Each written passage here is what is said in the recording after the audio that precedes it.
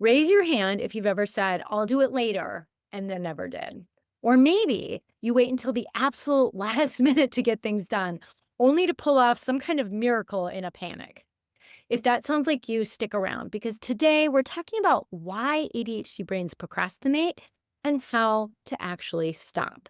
So, ADHD actually makes procrastination worse. Let's unpack it. Number one, procrastination is not laziness, it's brain chemistry. We know that ADHD brains have lower access to dopamine, making it harder to start tasks that aren't immediately rewarding. We can get into this perfectionism procrastination loop that you tell yourself, I need to do this perfectly. But then because it's not possible, it makes it so overwhelming. So you avoid even starting.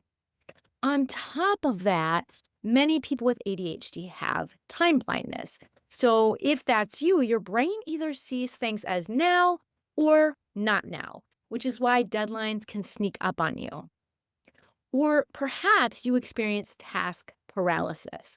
Maybe there's too many steps or too many choices. And when that's the case, your brain freezes, like it just can't. Like you've heard me talk about me and my laundry and struggling to get it done because it's a multi step process that I still have not found a way that works for me to break it up in a way that makes sense for my life and my brain.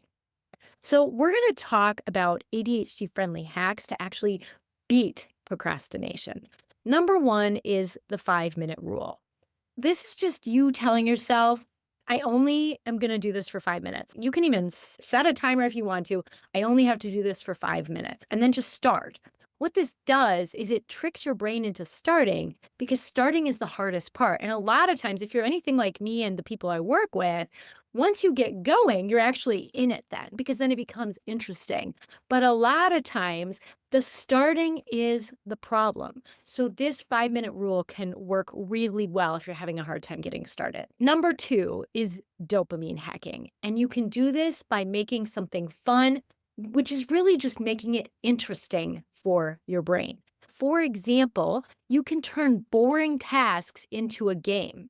You can use a timer and race yourself. Like, I'm going to see how much of this I can get done in 30 minutes. Or when I get ready in the morning lately, because it's been taking me a while to get ready, what I've started doing is when I go into the kitchen, I'm like, okay, I've got all these things I do in the kitchen. I say to myself, how much of this can I get done in 15 minutes? I've been going slower than I need to, and it's been taking me almost a half hour to do things like drink my lemon water, make my Ayurvedic digestive tea, make my coffee, feed the cats, and then, sometimes do the dishes from the night before. I don't have a dishwasher, so it's usually not that many dishes. But what I've started doing is I'll see how much of this can I get done before I listen to this one meditation I do. Or I look at the clock, I'm like, how much can I get done by this time? And it's actually made it fun for me because now it's a challenge. So you can do that. You can use a timer and race yourself. Like, ooh, yesterday I did this. Another day I did this. It's awesome. You can use a reward system, although I want to just caution you not to do this too much because we don't want our brains to get burned out on rewards. But sometimes it's like after I do this, I get this fun thing. So sometimes what I'll do, if I want to, before I go work in my psychotherapy private practice, if I want to work on my ADHD coaching business before work, if I can get myself ready so that I would be at a Caribou Coffee with at least an hour to an hour and a half to work on stuff, then I get to go do that work at Caribou Coffee. Otherwise, I do that work in my office, which I still get to do the work that I want to do. Like I'm still doing it. However, I get that added bonus. And then that makes me stay on task to get ready because I got to tell you, got it right here. Love Caribou Coffee, best coffee ever. You could also, one way to make it interesting and fun is to try body doubling. So this is working with someone else to stay accountable. There's a great app for this. I'm not an affiliate, but FocusMate is an app that allows you to get on, and I think you get so many sessions free per week. You can get on, you can choose like what kind of people you want to work with, and then you just have videos on with some other random stranger who's trying to get stuff done too. It's really cool. All right, so dopamine hacking, making it fun. Number three, external accountability. because self-motivation is kind of overrated with ADHD. So, one thing you can do is set a deadline before you think you need one. So, for me, my VA, who does all my YouTube editing and that kind of stuff, she's awesome. Technically, she probably doesn't need all of this content stuff till the Monday of the week before that it's gonna be posted, but I try and get it to her on Saturdays, so then I actually get it done in advance, and this creates a deadline before I think I need it. I'm not gonna lie, it also helps that I know she's relying on me, both so that I'm not rushing her work time, but also because I know that this is income for her, so it's like, "Oh, I have to get this done," because I've also committed to offering her things to work on for my business, so that layer of external accountability also helps, but so does the deadline before I think I need it. Telling someone your goal so they hold you to it. So I've seen people do this in all kind of ways where they'll post on Facebook or in a group they're in, like in my program Ascend, women could do this. They could say like, "I'm gonna have this done by this day," and then they put it out for everyone to see, so then there's more pressure.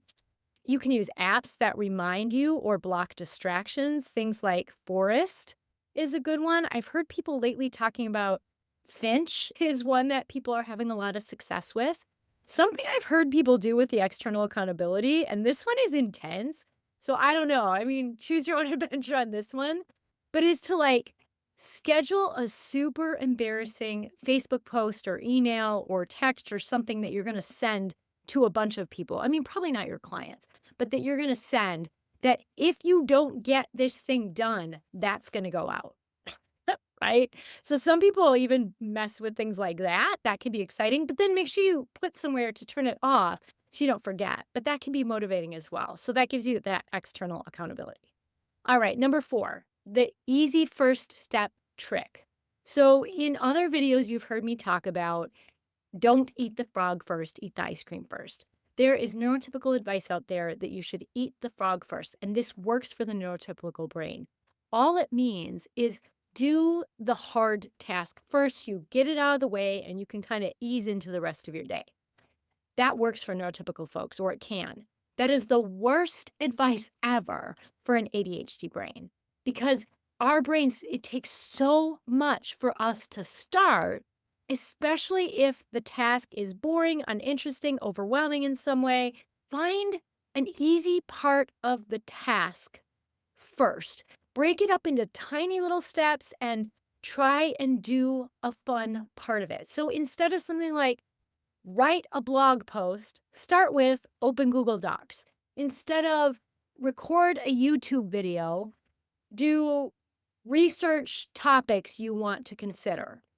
Or even that can be too broad. So it might be whether you use an app to look at things or see what people are searching on Google in your niche, right? So that would be breaking it down step by step. And if you want help doing that, like making your big tasks into smaller steps, there's a great tool called Goblin.tools. I'm sure you could just ask ChatGPT too, but Goblin.tools has one of the many things that you can do in it is you can put in, I want to do this. And depending on how neurospicy you indicate you are, like how many chili peppers you give yourself, it will break it down in like whatever steps. So more steps if you say you're more spicy and less steps if you say you're less spicy. So that's a great one. And last but not least is to reverse engineer a sense of urgency, but without the last minute stress. So give yourself a fake deadline, set an alarm to pretend it's due sooner, create artificial urgency, like book a meeting or make a commitment so you have to get it done. And like I said earlier, this works for me with both my VAs. I've got to get this done because I have a commitment to another person. So, just a reminder, procrastination, it's not about willpower. It doesn't mean you're lazy. But in order to overcome it, it's about finding the right tools for your ADHD brain, the things that actually work for you. So, just to recap some of these strategies, you can do the 5-minute rule. You can do dopamine hacking by making things interesting. You can find external accountability. You can break things down into smaller steps and take that easy first step that's interesting to you. Or you can reverse engineer a sense of urgency. So, which of these are you going to try first? Drop a comment below. And if this helped you, hit like and subscribe, and make sure you hit that little bell next to subscribe so you get notifications for more ADHD friendly tips, strategies, and insight.